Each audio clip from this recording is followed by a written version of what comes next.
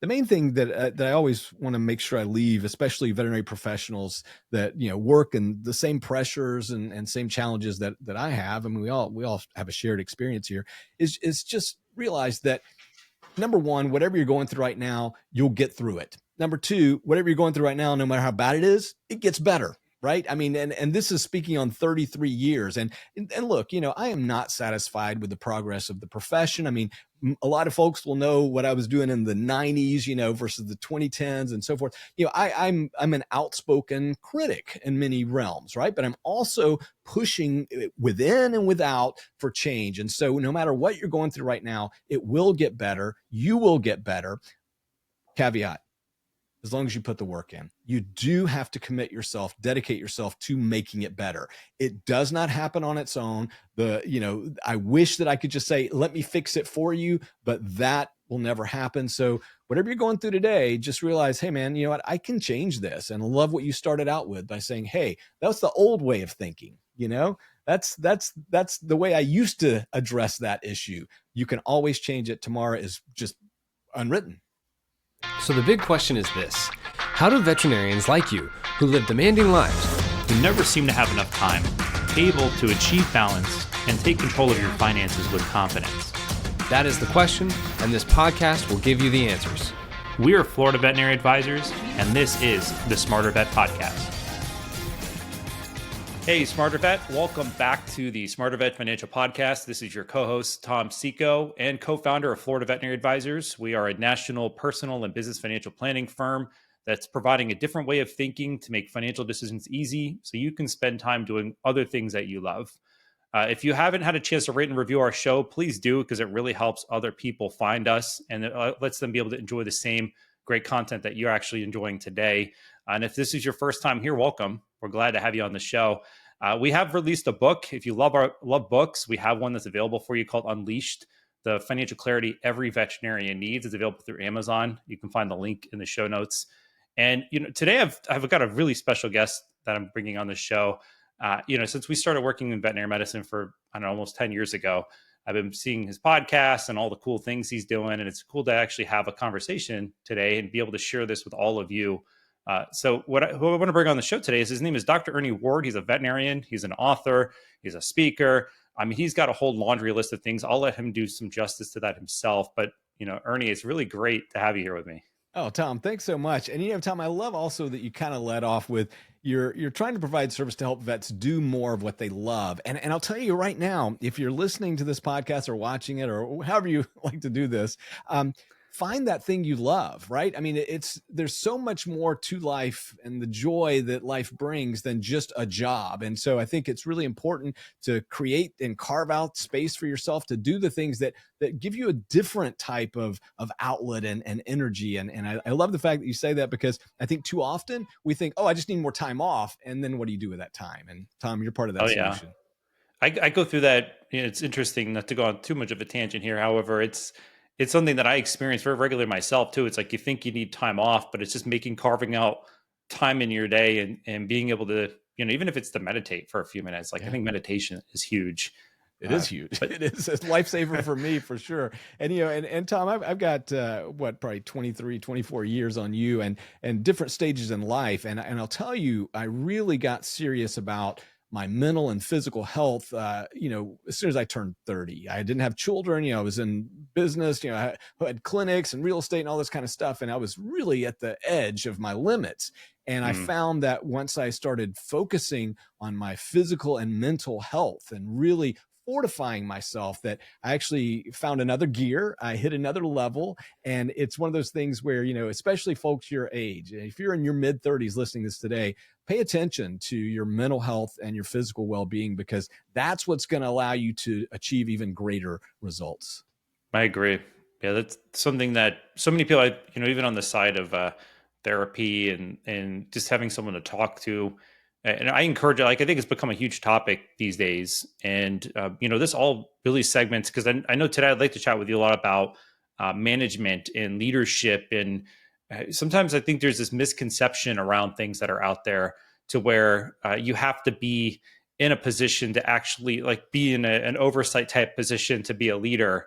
And, I would say in veterinary medicine, we are going through this massive transformation over the last decade. I've even seen myself from working within veterinary medicine. And I'm curious, from just your background, and because like you started off talking about management stuff, what are you seeing over time as being some of the challenges that people usually are having, or hurdles or misconceptions around leadership? Yeah, it's a great question, Tom. And I'll tell you, in the 33 years that I've been a practicing veterinarian, and really much of that I've been in the public domain, whether it's doing, pet owner facing things on television and different projects I've done and books and so forth, or veterinarians, is giving continuing education and writing books and giving lectures for that.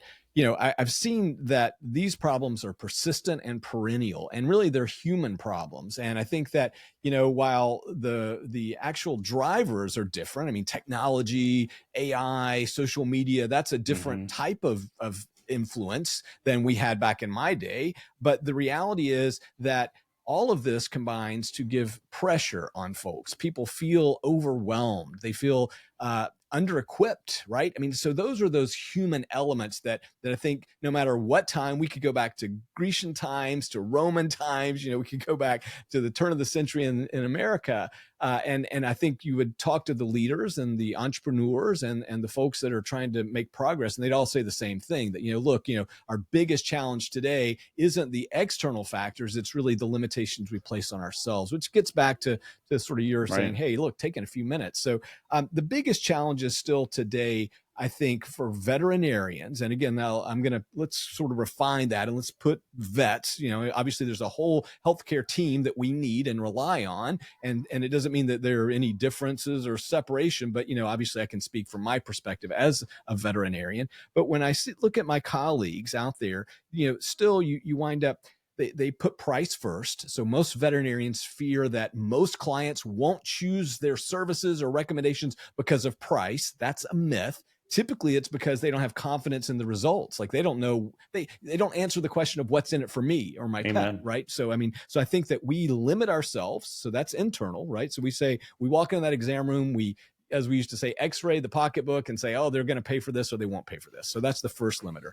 The second thing is there's a lot of pressure that we put on ourselves, and the system is meant to produce highly efficient, smart, didactically people, right? So we are put in a pressure cooker throughout college and really in high school. So to get into vet school is a big challenge. And then to get through vet school is an even more intense experience. And so you wind up on the other side of this kind of saying, oh, wow, am I worthy? And so, I know we talk about imposter syndrome a lot within the vet medicine, but that self-doubt. So now you go in and you say, I don't think these people are going to pay for it. Price is the issue. And then you go, and I don't even really know if I should be doing this. I have this self-doubt. Though that is a combination that is devastating for a vet. And then of course you put them in a toxic workplace where maybe they don't have mentorship, they don't have leaders that support and give them guidance. And then, Tom, you're kind of looking at somebody that's not only ripe for burnout, but they're going to walk away from the profession going, golly, what the heck did I just try? I find it interesting that you just brought up about there's that confidence and belief in like what they're presenting, and because of course that has a lot to do with that it's all connected. Imposter syndrome, the belief of what we're offering is valued at what it's valued at. Right. And I'm just, would you contribute? Like I've noticed a lot of people in veterinary medicine, they tend to be very introverted. Like that's just their personality type. Would you say that's a big contributor to it, or what do you think's been stemming a lot of? Because like all of a sudden they're dumped into this position now, and they're over here trying to provide the best care that they can for an animal. And I know there are some places, just to point this out here too, there are some places that are about dollars and cents. Sure. So it's like they try to hammer everything, but sometimes there are places that generally you just want to do the best care that you want, but then you're just being so cautious about what it costs that it's almost like you're undermining what you're providing for them. Yeah. And Tom, you're absolutely right. There are business enterprises, there are groups and individual clinics that are intensely, focused on revenue, right? I mean, That's it. and that's really not my jam. I've never looked at it that way. I've really thought, I've found in my experience in a wide variety of businesses across the veterinary profession, both in clinical practice and, pet food companies and then in GPOs. I mean, I've done a lot of really, interesting things in business. And what I continue to find is that, really the limiter is in us not accepting that we are worthy and that we do have a valuable contribution and we have every right to be in that room, whatever room that is. So I love the fact that we're talking about it more. I think that there also, and speaking on 30 plus years of experience here, there is still a myth, a misbelief that you're born with this stuff. Well, look, a lot of us are born with different traits that are good and bad, but we really work on emphasizing and strengthening the areas that we need to survive, right? So this can be, again, your ability to ingest large amounts of information and spit it out in a clear, reasonable fashion for most audiences, or it can be your skills as a surgeon. I mean, whatever, right? So, I mean, we have to take a lot of complex and spit it out in something that's actionable and valuable. But long tangent here. What I'm saying is that for me, I've struggled with that self-worth, that dilemma, and the introversion is part of it, but I don't think it is a limiter in and of itself. I think there are so many other opportunities. Introvert, extrovert, mixtrovert, however you want to define yourself, it still says, okay, if I'm in this arena, then how do I do the best I can do? And if the arena is inappropriate, because look, I've met and I've worked alongside veterinarians who were terrible communicators. And I've seen both sides of this equation, those that would take direction and really commit themselves. And then suddenly on the other side of that, after a year or so of working alongside me, bam, they are phenomenal in the exam room, right? Communication skills. And again, they were still introverts. They still had those same doubts, but we had put them in an environment and give them support and guidance. And suddenly they're able to work with that. And I've also seen the same folks that just aren't interested and aren't able, and again, you can mix that up however you want, but they don't, get any better. And those are the folks that you say, okay, what can we do? And, whether that's in a research setting, or maybe it's in a spay or neuter setting, I mean, there's so many other opportunities. That's the one thing that if you're listening today, and if you're not happy, right? And happiness is a tricky word and I don't like to use it, but you're not satisfied, and you really have given your best effort, and you've put yourself in a situation where you can be mentored and guided. Okay. And again, this is a bilateral situation. Don't expect the world just to always say, let me help you. Sometimes you have to use the two most important and powerful words. I need your help. I need to learn how to communicate, or whatever it is that you want to do. But if you've put yourself in that situation and you're still not getting those results, then find a different domain, right? I mean, because that's the beauty of this profession. There are so many opportunities. I've got my older daughter is finishing up law school. And again, when I sit there and talk to her about her classmates and what they're going to do, Tom, it is a wide diaspora of opportunities, and you go, oh my gosh, well, of course, law, there's all kinds of law.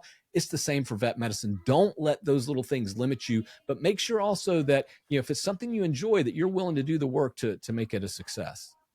I find it very fascinating that you bring up myth about the whole thing about introversion and everything else, or leadership skills being sort of instilled in us when we're born, because I've been always pushed in my own element of, hey, being a leader and thinking about like, oh, well, leading means even being over people, but leading could just be, you have certain qualities that you're developing over time, skills and things that are putting you in a position to where you're able to help other people like get results and be able to achieve different things along the way. And I was just thinking as you were talking here, I mean, there are some introverts that are in some very large companies that are CEOs, and they run these organizations. And there's always this balance of like, sometimes an introvert can actually be a better business owner than an extrovert, depending on the type of business it is and how it's supposed to be run.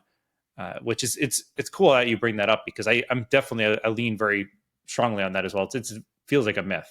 Yeah, I think it is, because I'm like you. I've seen examples on both sides of the spectrum, And you go, wow, that's remarkable. These people rise to high levels despite that. And this is one of the reasons why I'm always a little hesitant to apply these types of very broad labels, because I think that Hmm. can be self-limiting in and of itself. And we've certainly seen that through decades of research on humans. If you take a child, especially during the early developmental years, and put a label on them, that will cast the die for much of their future self. So, we've got to Oh be yeah. super careful. And again, as someone who, has probably made every mistake you can make, my kids are all grown now, but the reality is you really do.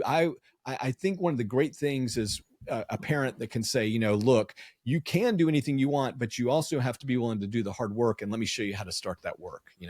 But what I do like about this profession is it rewards all of those skills. And so you can find a place. There are jobs, there are industries where you being extroverted or introverted really could be a detriment. But vet medicine, there's so many opportunities. I just don't think it's an issue.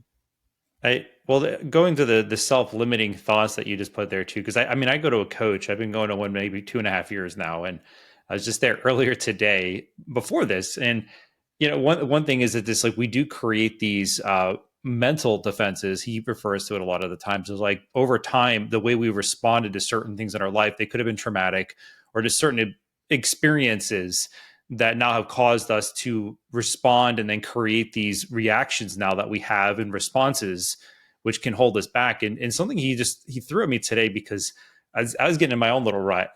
And he's like, one thing you can say to yourself if you're trying to progress forward is saying, that's my old way of thinking.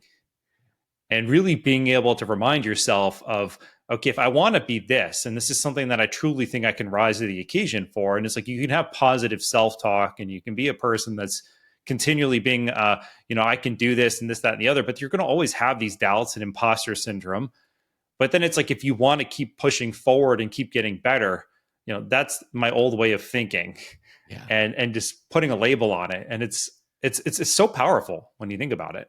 It is. And that temporal stamp, right? That saying that's old actually indicates that your new future is different. And that is essential to transform your way of thinking. So I love that framing. I think it's very, very effective. And, again, it's fascinating to me where if we had this conversation when I was your age, I would probably be sounding very much like I am today. And now, as I close in on 60, I am still enthused with the opportunities to change and make progress. I'm different today. My goal is to be better tomorrow in a lot of areas. And I think that that's really, kind of one of those secrets to longevity and sustainability is the fact that, you constantly see yourself as adaptable, right? You don't see yourself as stuck. There's not the old me. There's always the new me. And, I was recently at a big conference out in Vegas, and we were sitting around having dinner with a bunch of,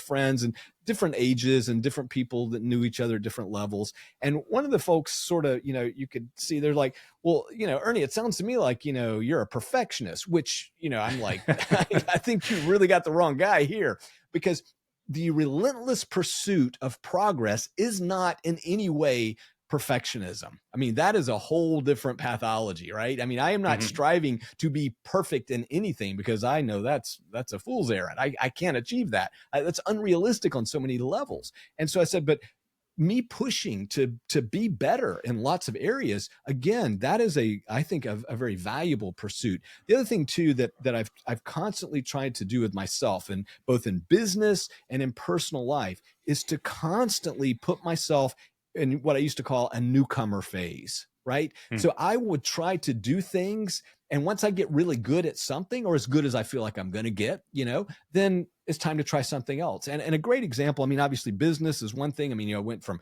private practice to multiple practices, then sell those practices and start other businesses. Let's start a pet food business. Let's start a GPO, right? I mean, so it's like, wow, what can I do? And they do ladder up.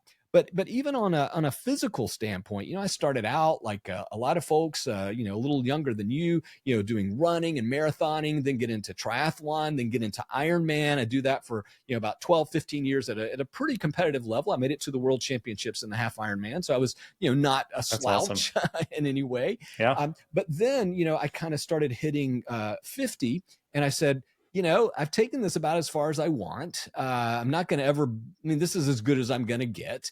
And let's do something else. And so, then I embark on a whole new area. I start doing all these long distance paddleboard events, and going out in the ocean for 4 or 5 hours and just, scare myself and my wife to death, but the reality is I need to constantly be in a state of learning. I think that is something you want to cherish, hold on to, nourish as you get older, because, and obviously, I'm not saying that I'll be 80 years old taking on, climbing Mount Everest. I don't think that's realistic either, but you might be. I think there might be something that I'll set a goal for myself and I say, I want to be the world champion bocce player. I don't know.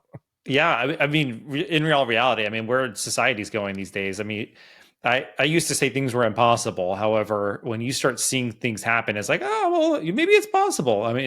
Especially, one thing is like you got your physical health, but then you've also got your mental health that we were talking about earlier. It's like, as long as your mental health is strong, like your body, of course, will have limitations, but then, there's things to help the body with its limitations these days. So not to digress too much on that end, but this is actually incredibly fascinating. I hope people who are listening to this are really enjoying this conversation, because I what I'm really taking from the essence of this right now, is like, one is this: if you find yourself in some type of position of potentially being in leadership where you're exploring it, you are having I would almost, I don't want to put a blanket across the industry, but most veterinarians I know I've talked to have this sense of imposter syndrome. And it's like, if there is something that presents itself and it's an opportunity, don't ignore it. Yeah. Push at it. Try to grow a little bit more. And that's what I'm pulling from. I don't know if I'm capturing it as good as the way you've been communicating here, Ernie, but I think it's awesome to hear what you're saying. Tom, you're spot on. And the other thing too about leadership is I think there's a misconception and a misperception rather of that you must be leading other people. You lead yourself. Like everything we've talked about right now so far has just been about leading yourself. And I think we overlook that important element, like the foundation. The reason that I think I've probably been able to lead other groups, organizations, nonprofits, businesses, whatever, is because I got really good at leading myself at an early age and, early adulthood, right?